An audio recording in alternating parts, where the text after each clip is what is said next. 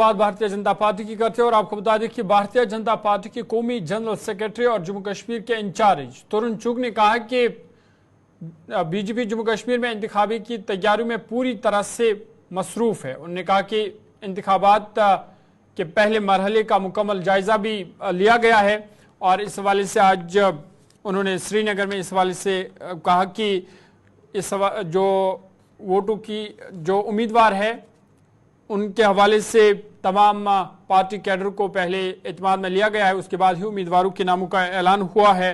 साथ ही साथ उन्होंने कहा कि तमाम लीडरों से उस हवाले से राय ली गई है।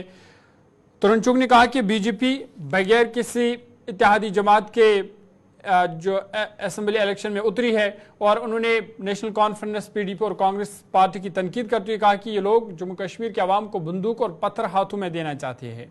तरुण चुग ने कहा कि नेशनल कॉन्फ्रेंस और कांग्रेस का इत्तेहाद एक एक्सपोर्टर इंजेक्शन की तरह है और इस बार पीडीपी, एनसी और कांग्रेस को करारी हार का सामना करना पड़ेगा। गुलिस्तान न्यूज नुमाइंदा से उन्होंने खास बातचीत की है। 10 साल के तवील अरसे के बाद जम्मू कश्मीर में असेंबली के इंतखाबात हो रहे, लेकिन जम्मू कश्मीर की सियासी हिस्ट्री में 1951 के बाद पहली मरतबा असेंबली के इंतखाबात यूटी के अंदर हो रहे हैं। हमारे साथ है बीजेपी के नेशनल जनरल सेक्रेटरी और सीनियर लीडर तरुण चुग जी।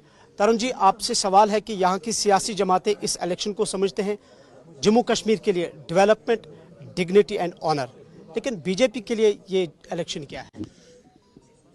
जम्मू कश्मीर के अंदर डिग्निटी, ऑनर, विकास और विश्वास प्रधानमंत्री मोदी जी ने बहाल किया है। बायकॉट की किश्ती पर बैठकर सत्ता में पहुंचने वाले लोगों में घबराहट है, इसलिए वह झूठा भ्रम पैदा कर रहे हैं, क्योंकि जनता भारी पोलिंग कर रही है और भारी पोलिंग से ये घबराहट में है। जो अलायंस नेशनल कॉन्फ्रेंस और कांग्रेस के दरमियान हुआ है, या बाकी पार्टी भी ये समझती है कि इस अलायंस का बेसिक मुद्दा है बीजेपी को दूर रखना? जनता इन्हें सत्ता से दूर रख रही है। ये एक एक्सपायर्ड इंजेक्शन है। ये डीडीसी चुनाव में लगा तो एक्सपायर्ड इंजेक्शन का असर हुआ कि गुपकार गठबंधन डीडीसी चुनाव हार गया।